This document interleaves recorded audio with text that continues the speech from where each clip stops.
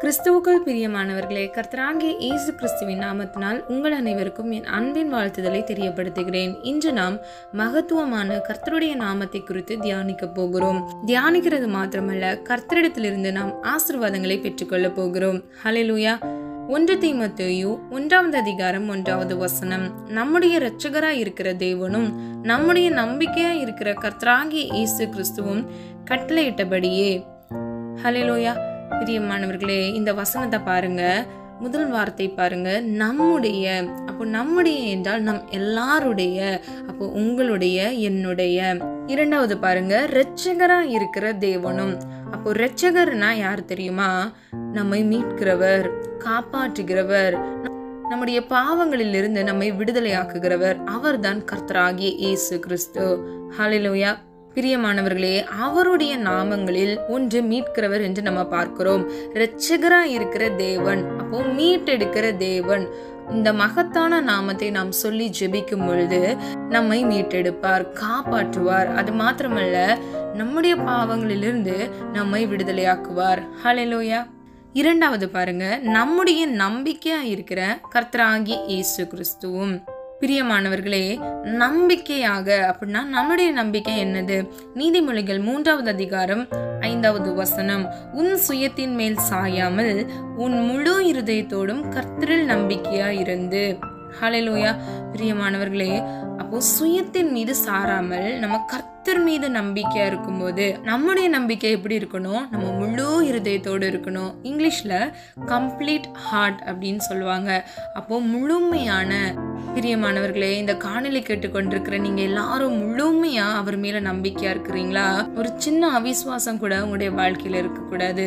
நீங்க முழு இருதயத்தோடு கர்த்தரை நம்பி இருந்தீங்க அப்படின்னா, நீதிமொழிகள் 3வது அதிகாரம் 6வது வசனம் பாருங்க. உன் வழிகளில் எல்லாம் அவரை நினைத்துக்கொள், அப்பொழுது அவர் உன் பாதைகளை செவ்வைப்படுத்துவார். ஹல்லேலூயா.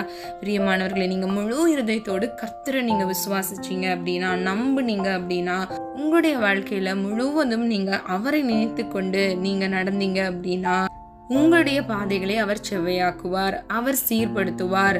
செவ்வையாக்குறதுக்கு முன்னாடி அது அப்போ எப்படி இருக்கும்? அது ஒரு வேளை கரடு முரடா இருக்கும், கோணலானவைகளா இருக்கும். கர்த்தர் அதை என்ன பண்றாரு? செவ்வைப்படுத்துறாரு. பிரியமானவர்களே, என் சமூகம் உன்முன் செல்லும் என்று வேதம் சொல்லுகிறது. அப்போ உங்களுக்கு முன்னாடி போய் நின்று உங்களுடைய பாதைகளை அவர் செவ்வைப்படுத்துவார். அப்போ நீங்க என்ன பண்ணணும்? உங்களுடைய வழிகளை சமாதானமா நீங்க நடக்கலாம், சந்தோஷத்துல நடக்கலாம். உங்களுடைய வாழ்க்கையில ஆசீர்வாதங்களை நீங்க சமாதானத்தோடு சுதந்திரித்துக் கொள்ளலாம். ஹல்லேலூயா. பிரியமானவர்களே, செவ்வைப்படுத்துவார் என்றால் சரிப்படுத்துவார்னு சொல்லலாம். அப்போ உங்களுடைய வாழ்க்கையில என்ன பண்றாரு? சரி செய்யறாரு. அப்போ தவறாக இருக்கிற காரியங்கள், தீமையான காரியங்கள், சத்ருவானவன் உங்களுக்கு விரோதமாக கொடுக்கிற எல்லா போராட்டங்களையும் கர்த்தர் உங்களுக்கு முன் சென்று சரி செய்கிறார். விசுவாசிக்கிறீங்களா? ஆமீன் சொல்லி பெற்றுக்கொள்ளுங்க. கர்த்தர் உங்களுடைய வாழ்க்கையில ஆசீர்வாத கதவுகளை திறந்து வைத்திருக்கிறார். அதை ஒருவனும் பூட்ட முடியாது. நீங்கள் என்ன செய்யணும்? உங்களுடைய வழிகளில் எல்லாம் அவரை நினைத்து கொள்ளணும். உங்க முழு இருதயத்தோடு நீங்க கர்த்தராகிய இயேசுவை நீங்க விசுவாசிக்கணும். கர்த்தர் என்றால் நம்ம வேதத்தின்படி என்ன என்று பார்க்கலாம். பிலிப்பியர் 2வது அதிகாரம் 11வது வசனம். பிதாவாகிய தேவனுக்கு மகிமையாக இயேசு கிறிஸ்து கர்த்தர் என்று நாவுகள் யாவும் அறிக்கை பண்ணும்படிக்கு எல்லா நாமத்திற்கும் மேலான நாமத்தை அவருக்கு தந்தருளினார். ஹல்லேலூயா. பிரியமானவர்களே, நாவுகள் யாவும் இயேசு கிறிஸ்துவை கர்த்தர் என்று அறிக்கை பண்ணும்படிக்கு எல்லா நாமத்திற்கும் மேலான நாமத்தை அவருக்கு தந்தருளினார். ஹல்லேலூயா. அப்போ கர்த்தர்ன்ற ஒரு வார்த்தையில எல்லா நாமத்துக்கும் மேலான நாமம்னு அதுக்கு முக்கியத்துவம் கொடுத்திருக்கிறாரு. அதற்கு தான் முதன்மையான இடத்தை கொடுத்திருக்கிறாரு. பிதாவாகிய தேவன் இதனால் மகிமை அடைகிறாரு. அப்போ நீங்களும் நானும் நம்ம ஜெபிக்கும் போது நம்ம எப்படி ஜெபிக்கணும்? கர்த்தராகிய இயேசு கிறிஸ்து என்று நம்ம ஜெபிக்கும் பொழுது பிதாவாகிய தேவன் மகிமைப்படுகிறார். ஹல்லேலூயா. வேதத்தின்படி இயேசு என்ற நாமத்திற்கு பொருள் என்ன என்பதை நம்ம பார்க்கலாம். மத்தேயு 1வது அதிகாரம் 21வது வசனம். அவள் ஒரு குமாரனை பெறுவாள், அவருக்கு இயேசு என்று பெயரிடுவாயாக. ஏனென்றால் அவர் தமது ஜனங்களின் பாவங்களை நீக்கி அவர்களை இரட்சிப்பார். ஹல்லேலூயா. பிரியமானவர்களே, இயேசு என்றால் தமது ஜனங்களின் பாவங்களை நீக்கி அவர்களை இரட்சிப்பார். ஹல்லேலூயா. அப்போ பிரியமானவர்களே, நீங்க எத்தனை முறை உங்களுடைய வாழ்க்கையில இயேசு இயேசு என்று சொல்றீங்களோ அத்தனை முறையும் உங்களுடைய பாவங்களை நீக்கி உங்களை இரட்சிக்கிறார் என்பதை நீங்க அறிக்கையிடுறீங்க. அப்போ நீங்க ஒவ்வொரு நாளும் எத்தனை முறை இயேசு என்று நீங்க கூப்பிட வேண்டும். உங்களை பாவத்திலிருந்து மீட்டெடுத்தார் இல்லையா, உங்களை விடுதலை ஆக்கினார் இல்லையா, அந்த தேவனுக்கு நீங்க இயேசு என்ற நாமத்தை சொல்லி நீங்கள் மகிமை செலுத்தும் பொழுது நீங்கள் ஆசீர்வதிக்கப்படுவீர்கள். ஹல்லேலூயா. பிரியமானவர்களே, கிறிஸ்து என்ற நாமத்திற்கு வேதத்தின்படி அர்த்தம் என்ன என்பதை நம்ம பார்க்க போகிறோம். 1 யோவான் 5வது அதிகாரம் 1வது வசனம். இயேசுவானவரே கிறிஸ்து என்று விசுவாசிக்கிற எவனும் தேவனால் பிறந்திருக்கிறான். பிறப்பித்தவரிடத்தில் அன்பு கூறுகிற எவனும் அவரால் பிறப்பிக்கப்பட்டவனிடத்திலும் அன்பு கூறுகிறான். ஹல்லேலூயா. பிரியமானவர்களே, ஒருவன் இயேசுவானவரையே கிறிஸ்து என்று விசுவாசிக்கும் போது அவன் தேவனால் பிறந்திருக்கிறான். ஹல்லேலூயா. அப்போ நீங்களும் நானும் இயேசுவானவரை கிறிஸ்து என்று விசுவாசிக்கிறோம் இல்லையா, அப்போ நீங்களும் நானும் தேவனால் பிறக்கப்பட்டிருக்கிறோம். பிறந்தது மாத்திரமல்ல, நாம் பிறப்பித்தவிடத்தில் அன்பு கூறும் பொழுது பிதாவாகிய தேவனிடத்திலும் நாம் அன்பு கூறுகிறோம். ஹல்லேலூயா. பிரியமானவர்களே, வேதத்தின்படி நம்ம இன்னொரு வசனத்தை நம்ம பார்க்கலாம். 1 யோவான் 4வது அதிகாரம் 7வது வசனம். பிரியமானவர்களே, ஒருவரில் ஒருவர் அன்பாய் இருக்க கடவோம், ஏனெனில் அன்பு தேவனால் உண்டாயிருக்கிறது. அன்புள்ள எவனும் தேவனால் பிறந்து அவரை அறிந்திருக்கிறான். ஹல்லேலூயா. பிரியமானவர்களே, அன்பு தேவனால் உண்டாயிருக்கிறது, உருவாக்கப்பட்டிருக்கிறது. அப்போ அன்புள்ள ஒருவன் தேவனால் பிறந்தும் இருக்கிறான், அவரை அறிந்தும் இருக்கிறான் என்று வேதம் சொல்லுகிறது. ஹல்லேலூயா. இன்னைக்கு நீங்களும் நானும் பிறரிடத்தில் நம்ம அன்பு செலுத்தும் பொழுது அந்த அன்பை உருவாக்கின பிதாவாகிய தேவனால் நாம் ஒவ்வொருவரும் பிறந்திருக்கிறோம். ஹல்லேலூயா. பிரியமானவர்களே, கர்த்தராகிய இயேசு கிறிஸ்து என்ற நாமத்திற்கு எவ்வளவு வல்லமை இருக்கு பாத்தீங்களா. கர்த்தர் என்றால் எல்லா நாமத்திற்கும் மேலான நாமம். இயேசு என்றால் நமது பாவங்களை நீக்கி நம்மை இரட்சிப்பவர். கிறிஸ்து என்றால் தேவனால் பிறந்திருக்கிறவன். ஹல்லேலூயா.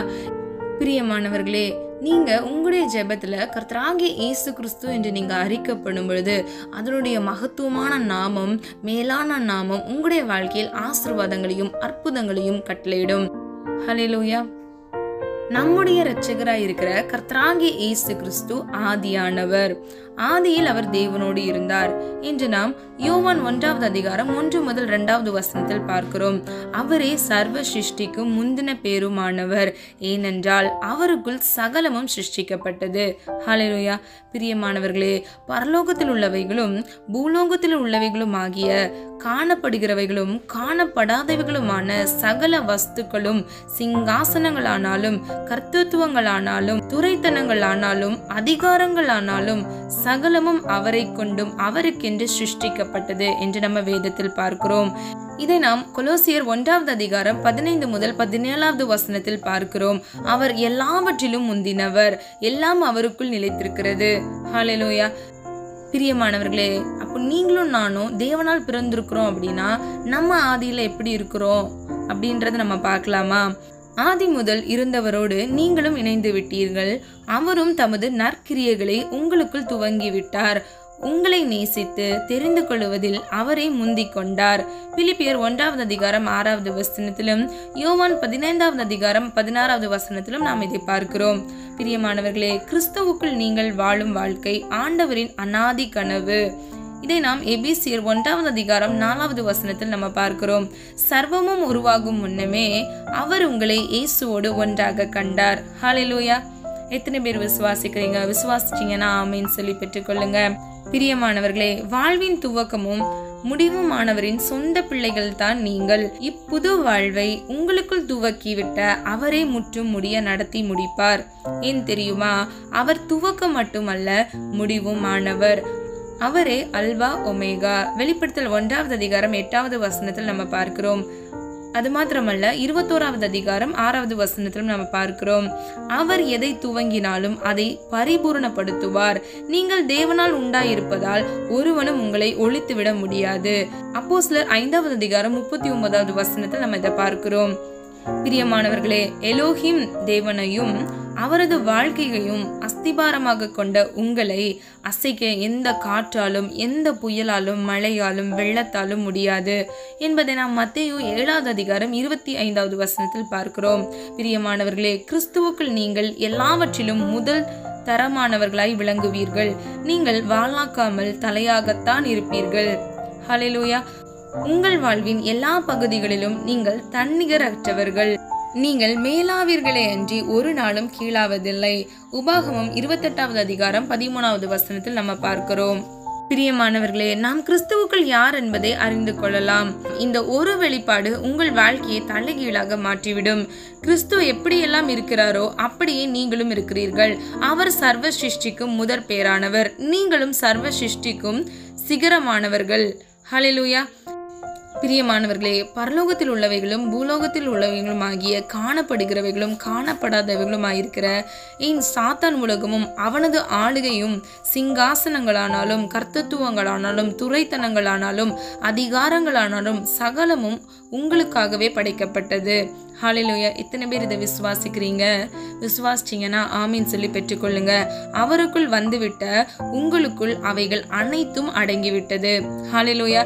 நம்ம தேவனால் பிறந்திருக்கிறோம் அப்படின்னா கிறிஸ்துவ நம்முடைய சொந்த இரட்சகராய் நம்ம ஏற்றுக்கொண்டு நாம் ரட்சிக்கப்பட்டிருக்கிறோம் என்றால், மீட்கப்பட்டிருக்கிறோம் என்றால், காப்பாற்றப்பட்டிருக்கிறோம் என்றால், கிறிஸ்து இன்று உங்கள் தலை, நீங்கள் அவர் உடல். அவருக்குள் நீங்கள் வாழ்வின் எல்லா பகுதிகளிலும் முதல்வராகி விடுவீர்கள். ஹல்லேலூயா. பிரியமானவர்களே, அவரோடு நீங்க உங்க ஜீவியத்தை தொடங்குனீங்க இல்லையா?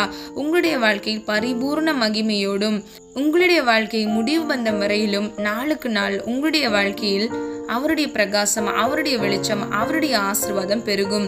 இது நீங்கள் உணர்ந்து செயல்பட வேண்டும். பிரியமானவர்களே, ஏன் சில பேர் கிறிஸ்துவை ஏற்றுக்கொண்ட பிறகும் ரட்சிக்கப்பட்ட பிறகும் கஷ்டப்படுறாங்க தெரியுமா? இந்த மகத்துவமான மேன்மையான காரியங்கள், அவருடைய நாமத்தின் வல்லமைகளையும் அவருக்குள் நாம் படைக்கப்பட்டிருக்கிற காரியங்களை உணராமல் இருக்கும் பொழுதுதான் அவருடைய வாழ்க்கையில் அவிசுவாசங்கள், பிரச்சனைகள், போராட்டங்கள், சாத்தானின் தந்திரங்கள் எல்லாவற்றிலும் அவர்கள் சோர்ந்து போய்விடுகிறார்கள். அவர் நமக்காக கொடுத்த நன்மைகளை புரிந்து கொள்ளாமல் இருக்கிறதுனால மாத்திரமே அவருடைய வாழ்க்கையில பிரச்சனைகள் இருக்கிறது. இன்னைக்கு நீங்களும் நானும் இந்த காணொலியின் மூலியமாக இதை எல்லாவற்றையும் நாம் அறிந்து கொண்டோம் இல்லையா? இனிமேல் நாம் ஜெபிக்கும் பொழுது நாம் ஆசீர்வதிக்கப்பட்டவர்கள், நாம் கிறிஸ்துவுக்குள் படைக்கப்பட்டிருக்கிறோம் என்பதை நாம் புரிந்து கொள்ள வேண்டும். ஹல்லேலூயா. பிரியமானவர்களே, அவர் அல்பாவும் ஒமேகாவும் இருக்கிறார். அவர் ஆதியும் அந்தமுமாய் இருக்கிறார். நீங்க உங்க வாழ்க்கையில கர்த்தர் கொடுக்கிற ஆசீர்வாதத்தை பெற்றுக்கொள்ள வேண்டும் என்றால் அவருடைய நாமத்தின் மகத்துவங்களையும் நாம் கர்த்தருக்குள் படைக்கப்பட்டிருக்கிற இந்த மேன்மையான காரியங்களை நாம் அறியும் பொழுது நம்முடைய வாழ்க்கையில் அதிசயமான அற்புதமான காரியத்தை கர்த்தர் இன்றே நம்முடைய வாழ்க்கையில் கட்டளையிடுவார். நீங்க இனி ஜெபிக்கும் போது கர்த்தராகிய இயேசு கிறிஸ்து என்று உங்களுடைய நாவுகள் யாவும் அறிக்கப்படும் பொழுது உங்களுக்கு நிச்சயமாக பிதாவாகிய தேவனின் கண்களிலிருந்து உங்களுக்கு நிச்சயமாக கிருபை கிடைக்கும். பிரியமானவர்களே, கடைசியாக சில விசுவாச அறிக்கை நான் சொல்லும் பொழுது நீங்க ஆமீன் சொல்லி பெற்றுக்கொள்ளுங்க. இது உங்களுடைய வாழ்க்கையில் ஆசீர்வாதங்களை பெற்றுக்கொள்ள பிரயோஜனமாக இருக்கும். அன்பின் பிதாவே, நீர் அல்பாவும் ஒமேகாவும் ஆனவர். ஆமீன். துவக்கமும் முடிவும் ஆனவர். ஆமீன். அன்பின் பிதாவே, என்னில் நற்கிரியையை தொடங்கின நீர் அதை கிறிஸ்துவின் நாள் பரியந்தம் முடிய நடத்தி வருவீர். ஆமீன். என் துவக்கம் அற்பமாக இருந்தாலும் என் முடிவு சம்பூர்ணமாய் இருக்கும். ஆமீன். எல்லாம் நான் கிறிஸ்துவுக்குள் இருப்பதால் உமக்கு நன்றி. ஆமீன். பிரியமானவர்களே, நாம் எல்லாரும் ஆசீர்வதிக்கப்பட்டவர்கள். நாம் எல்லாரும் ஒரு மனதா ஜெபிக்கலாமா? அன்பின் பிதாவே, அப்பா, எங்கள் ஒவ்வொருவரையும் அது கருத்துக்கள் ஒப்புக் கொடுக்கிறோம். ஆண்டவரே, எங்களுக்கு இந்த சகல சத்தியத்தை நீர் கற்றுக் கொடுத்தீர், அதற்காக உமக்கு நன்றி செலுத்துகிறோம். எங்கள் மன கண்களை திறந்தீர், அதற்காக நன்றி செலுத்துகிறோம். அப்பா, உடைய நாம மகத்துவமானது. ஆண்டவரே, வானம் உமது சிங்காசனம், பூமி உமது பாதபடி. தகப்பனே, கர்த்தராகிய இயேசு கிறிஸ்து என்ற நாமத்தினால எங்களுக்கு ஆசீர்வாதங்களை கட்டளையிடும்படியாக ஜெபிக்கிறோம். அப்பா, அது மாத்திரமல்ல, எங்களுடைய வாழ்க்கையில அப்பா நீர் எங்களை படைத்ததின் நோக்கம் எங்களுடைய வாழ்க்கையில பரிபூரணமாய் நிறைவேற இயேசுவின் நாமத்தினால் நாங்கள் ஜெபிக்கிறோம். சொல்லப்பட்ட ஒவ்வொரு வார்த்தைகளையும் அப்பா நாங்கள் அறிந்து ஆராய்ந்து எண்ணி முடியாத அதிசயமான பெரிய காரியங்களை செய்கிற உம்மாலே அப்பா நாங்கள் ஆசீர்வதிக்கப்பட்ட ஜனங்களாக மாற கர்த்தர் தாமே எங்களுக்கு கிருபை செய்யுங்க. உம்முடைய நாமம் மாத்திரம் மகிமைப்படுவதாக. இயேசுவின் மூலம் ஜெபிக்கிறோம் பிதாவே. ஆமீன். கர்த்தராகிய தேவன் தாமே உங்களுடைய வாழ்க்கையை வெளிச்சமாய் மாற்றி உங்களுடைய வாழ்க்கையில் சகல விதமான பரிபூரண ஆசீர்வாதத்தினால் நன்மையினாலும் நிரப்புவாராக. God bless you.